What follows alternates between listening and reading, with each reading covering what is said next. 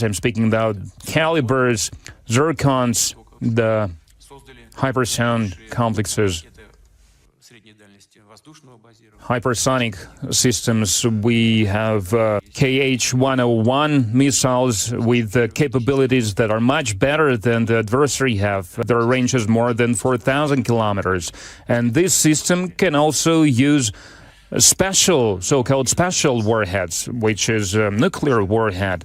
And ultimately, a well-recommended system that is called Areshnik, which is very powerful. Once again, I would like to repeat this, that the specialists are well aware of this. Our rocket forces commander here, and he told me that when there is a comprehensive attack, when several systems are used simultaneously, this strike will be as strong as a nuclear strike. But it's not a nuclear strike. The minister mentioned the illegitimacy of the Kiev regime, which we're fighting against. We're not fighting against the Ukrainian people, but the neo-Nazi regime in Kiev, which captured the power in 2014 through a coup d'etat. That is the source of their power. And that is something that is still relevant today, because those people in power there, they commit crimes every day against their own people.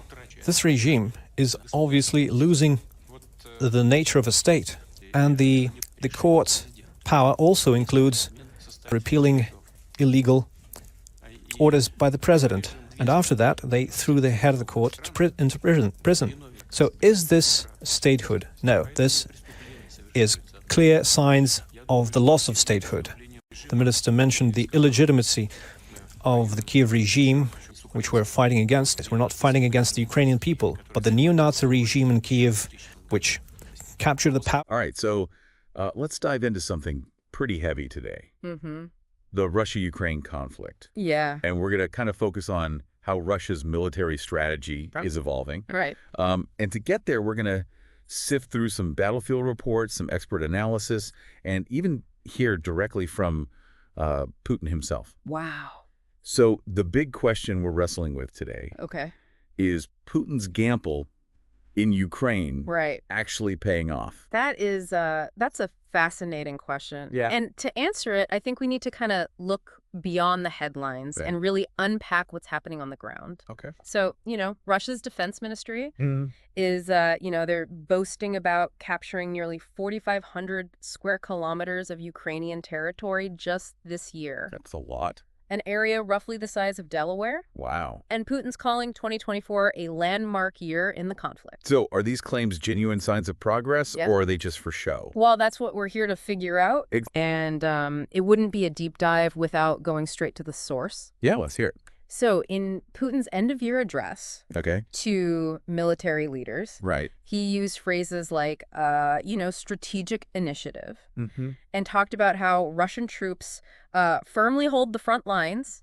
He even declared that Russia is prepared to fight until victory. I mean, he certainly isn't known for mincing words, is he? He's not. No, you're right. But it's important to remember that Putin has a vested interest in projecting strength and confidence. Well, of course. Both to his own people and to the West. So we need to analyze his pronouncements with a critical eye. Okay, so let's bring in some outside perspective.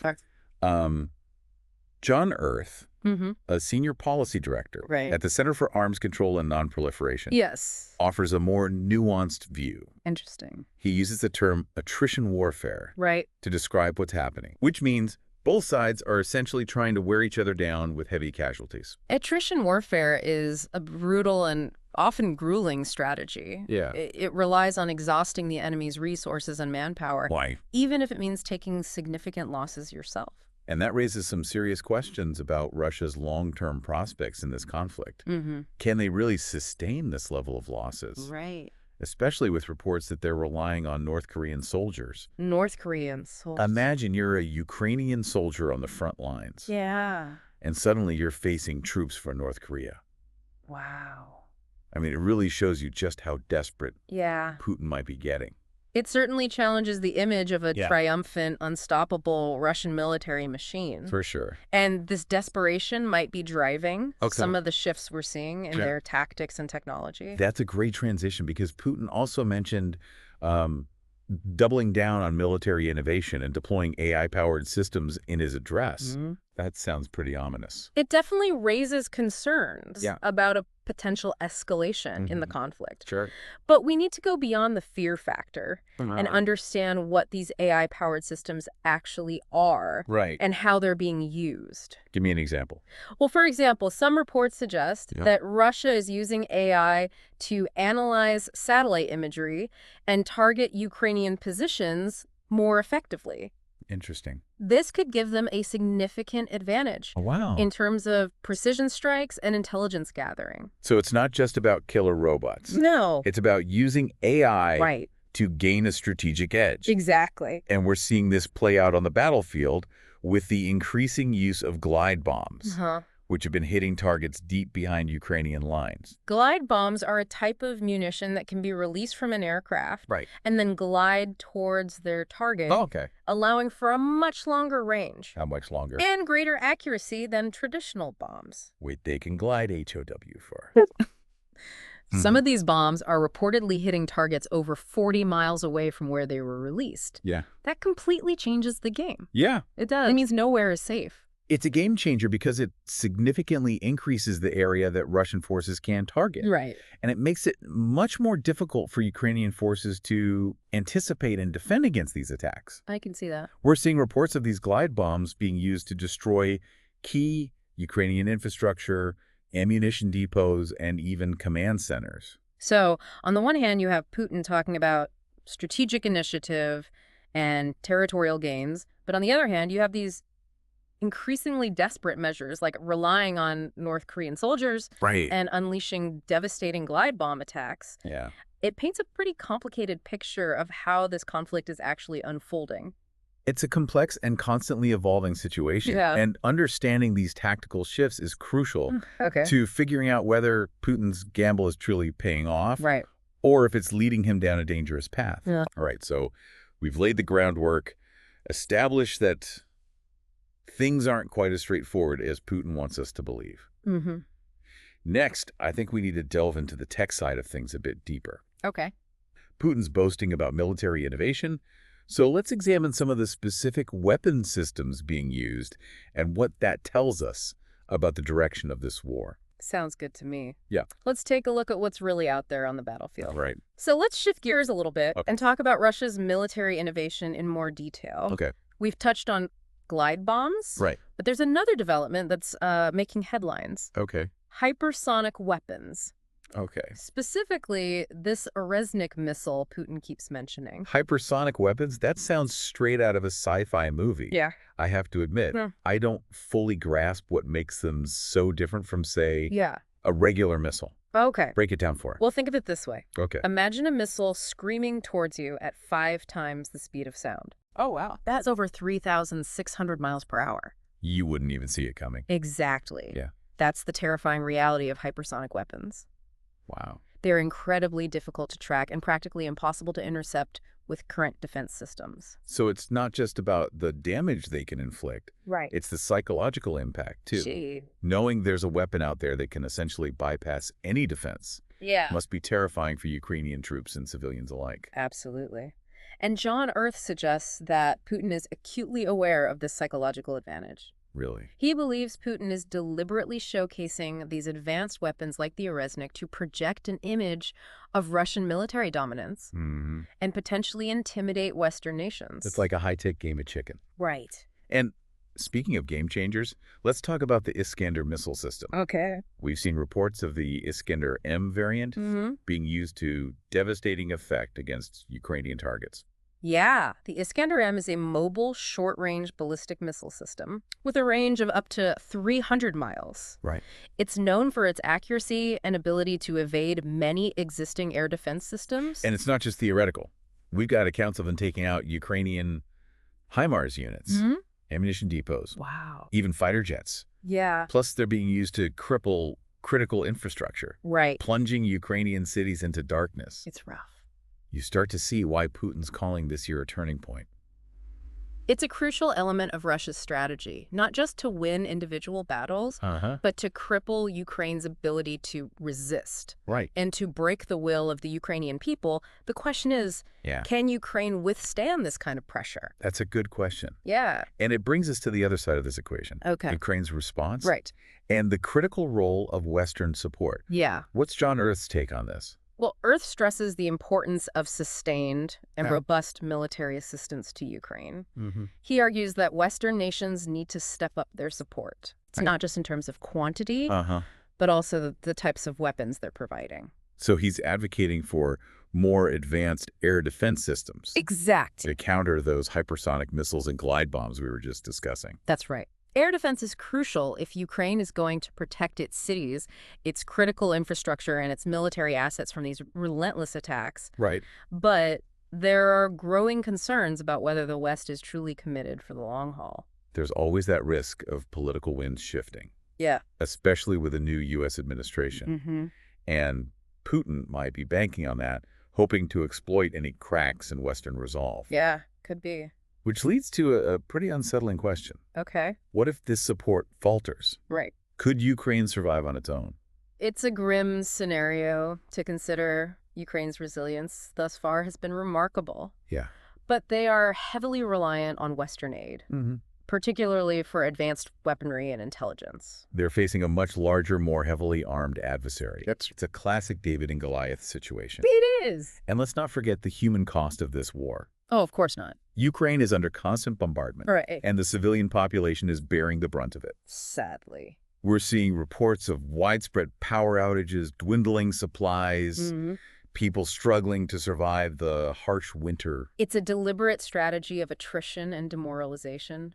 Wow. Russia is targeting civilian infrastructure to make life as difficult as possible, hoping to break the Ukrainian people's spirit and force them to surrender. And then there's Zelensky, constantly on the world stage, appealing for continued global unity and support. Right. He's making the case that Ukraine's fight isn't just about one country. It's about defending democratic values against authoritarian aggression. It's a powerful message, and it has resonated with many in the West. Yeah. But the question is, will the sympathy translate into concrete action, into the kind of sustained military support that Ukraine needs to survive? That's the million-dollar question. It is. And it's tied to a bigger issue we haven't fully addressed yet. Okay. Putin's justifications for this war. Right. He's not just relying on military force. He's also waging a propaganda war, both domestically and internationally. Absolutely. So let's unpack that next. Well. What's the narrative Putin's pushing? Okay. And is it working? That's where things get even more complex. Okay. Because understanding Putin's motivations and his hold on the Russian people is essential to understanding the broader implications of this conflict. All right. Okay, so we've talked about Russia's evolving military tactics, the role of Western support for Ukraine, and the devastating impact this conflict is having on both sides. But to truly grasp the stakes of this war, we need to delve into the man at the center of it all, Vladimir Putin. Right. What is his justification for this invasion? Yeah. And how is he framing this conflict to the Russian people and the world? It's a good place to focus our attention. Yeah. Because this isn't just a war of tanks and missiles. It's also a war of narratives. And Putin is a master at shaping those narratives to suit his goals. We've heard him repeatedly denounce the Ukrainian government as a neo-Nazi regime. Right. And accuse the West of encroaching on Russia's borders. Of course. But is there more to his rhetoric than just propaganda?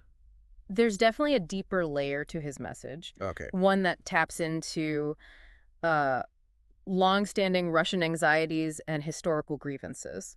He's painting a picture of a Russia that's been encircled and betrayed by the West, a Russia that's been forced to defend its traditional values and security against a hostile and decadent world. So it's not just about Ukraine. Right. It's about pushing back against what he sees as a Western-dominated world order. Exactly. He wants to reassert Russia as a global power, a force to be reckoned with. He sees NATO expansion as a direct threat to Russia's security. Right. And he sees Ukraine's aspirations to join NATO and the European Union as a betrayal of their shared history and cultural ties. He even claims that Ukraine is losing its statehood, becoming a puppet of Western powers. It's a potent narrative, especially for a domestic audience that's been bombarded with state-controlled media. Right.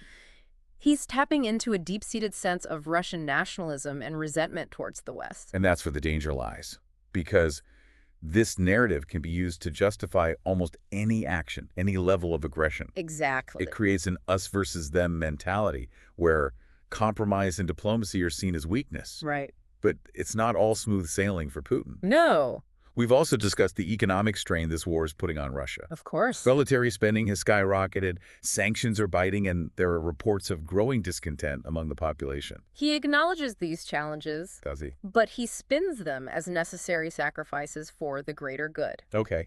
He portrays the West as the true aggressor, the one responsible for Russia's economic woes. And he calls upon the Russian people to endure these hardships, to stand united in the face of adversity. It's a high-stakes gamble. He's betting that his propaganda machine will be enough to keep the Russian people on his side, that they'll accept the costs of this war as the price of restoring Russia to its former glory. And it's a gamble that has implications far beyond Russia's borders. Right. This conflict has already destabilized the global order, triggered an energy crisis, and reignited fears of a nuclear confrontation. It's a stark reminder that we're living in a world where the old rules no longer seem to apply. Yeah. Where the threat of large-scale conflict is a chilling reality. It is. And it brings us back to the question we posed at the start of this deep dive. Okay. Is Putin's gamble paying off? It's a complex question without an easy answer. Yeah. On the one hand, he's achieved some of his initial military objectives. Right. He's seized control of key territories in Ukraine, and he's demonstrated Russia's military might, but at what cost? The economic and political costs for Russia are mounting. International condemnation is intense. Yes. And perhaps most importantly, he's facing fierce resistance from the Ukrainian people. A resistance that's been bolstered by Western support. Of course. It's far from the swift victory he likely envisioned. And it's a conflict with no clear end in sight. The potential for escalation remains high. Yeah. The risk of miscalculation of unintended consequences is always present. So we're left with a sense of unease, of uncertainty. Hmm. This conflict has exposed the fault lines in the global order, the fragility of peace. And it underscores the importance of critical thinking, of informed dialogue, of understanding the complexities of these geopolitical struggles. Right. We can't afford to rely on simplistic explanations or to fall prey to propaganda. Right. We need to engage with these issues on a deeper level, to challenge assumptions, Yeah. to seek out diverse perspectives. We need to remember that behind the statistics and the headlines are real people whose lives have been shattered by this conflict. Absolutely. And we need to ask ourselves some tough questions. Like what? What role do our own governments play in perpetuating these cycles of violence? What can we do as individuals to promote peace and understanding? That's a powerful message to end on. Yeah. This deep dive into the Russia-Ukraine conflict has been eye-opening, to say the least. Yeah. We've explored the military tactics, the propaganda battles, the geopolitical chess game, and the human toll. Right. But ultimately, we're left with more questions than answers. And that's okay, because the most important takeaway is this. Okay, what is it? We need to stay engaged, to stay informed, to keep asking those tough questions. The future of peace and security depends on it. I agree. Thank you for joining us on this journey. We encourage you to continue exploring these issues, to seek out diverse voices, and to use your knowledge to advocate for a more peaceful and just world. Until next time, keep learning. And they feel okay keep because they diving have deep. stolen enough money for themselves, stolen from the Ukrainian people. And that money is in the banks of their sponsors. All the stolen money is stored in the banks of their sponsors. And now they are doing everything they say.